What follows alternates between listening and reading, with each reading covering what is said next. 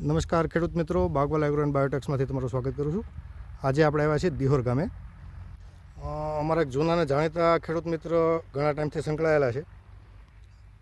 એમનો પરિચય આપું. શક્તિ તરબૂચ, એટી, ડુંગળી ઘણી બધી પાકોમાં રુચિ ધરાવે છે અને સારું ઉત્પાદન પણ મેળવે છે.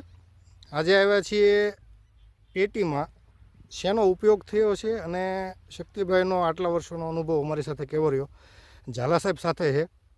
તો ઝાલા સાહેબને વિનંતી કરું કે થોડો પરિચય અને શું ફાયદો રહ્યો માહિતી આપશો. નમસ્કાર ખેડૂત મિત્રો, શક્તિસિંહ ગોહિલ સાહેબને તો હું 2017થી અને ઘણું બધું ખેતીમાં મોટું પરિવર્તન એણે લાવ્યું છે. આમ તો દિહોરમાં ટેટી હોય, તરબૂચ હોય, ટામેટા પણ એણે કરી લીધા છે.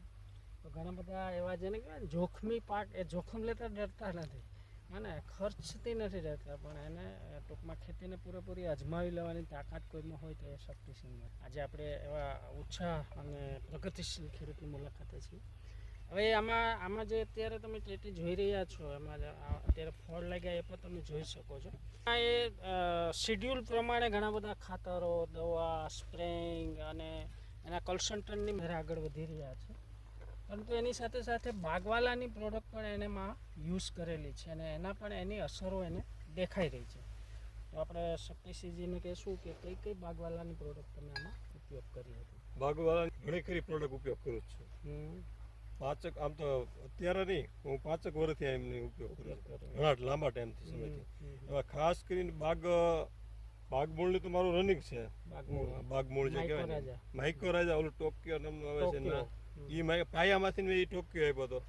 એ અલગ અલગ પછી ત્યારે આમાં તરબૂચ સ્પેશિયલ એની કીટ જે તરબૂચ સ્પેશિયલ આવે ને એમાં આમાં યુઝ કરેલો છે. નજર સામે તમે જોઈ શકો એનો કેવો ગ્રોથ અને વિકાસ છે. સાથે તમે ઓનિયન, ડુંગળીમાં પણ કંઈક વાપરેલું છે. ડુંગળીમાં ઓનિયન ઓલી કીટ કહેવાય છે ને, ઓનિયન કીટ કહેવાય, એ મેં ડુંગળીમાં વાપરેલી. ઓનિયન ગાળ. હા, ઓનિયન ગાળ અને onion soil care. Soil care ને ઓનિયન ગાળ.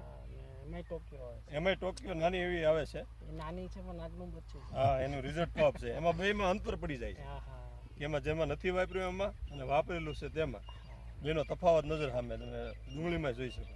હા, એટલે જ ખેડૂત મિત્રો અત્યારે તમે જે આ ટેટીનો ગ્રોથ જોઈ રહ્યા છો, આ કેટલા 53 દિવસ?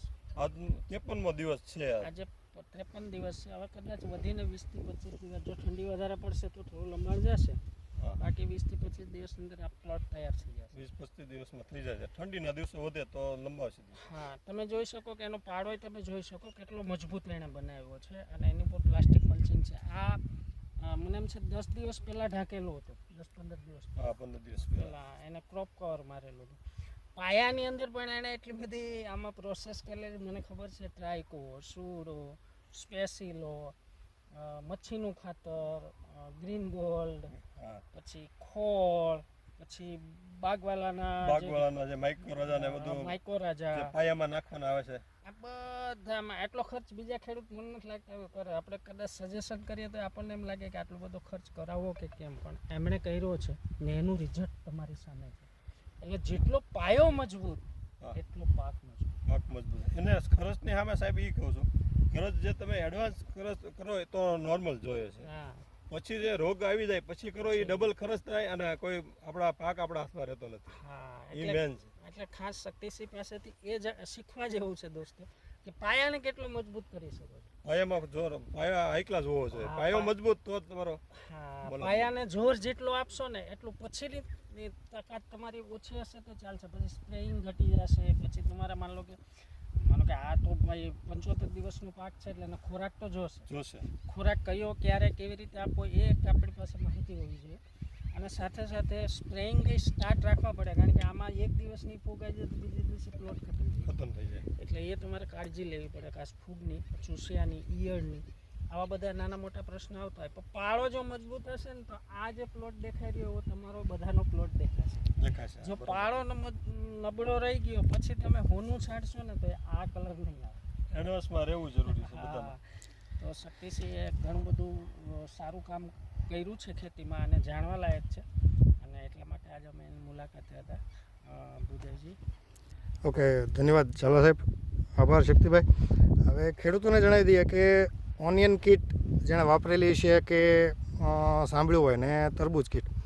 હવે આમાં કંપનીએ એવી રીતે પ્રોડક્ટનું સિલેક્શન કરેલું છે કે 2 જમીન માટે 2 સ્પ્રે માટે. જમીન માટે જે છે એ જમીનજન્ય દરેક ફૂગ કંટ્રોલ કરે છે અને ઉપરથી જે આપીએ છીએ ઉપરના ફંગસ અને વાયરસ પ્લસ ઉપરથી એક ટોનિક આવે છે જેમાં માઇક્રોન્યુટ્રન સીવીડ બેઝ હોય છે. એટલે એ રીતે કીટ હોય છે દરેક પાક પ્રમાણે.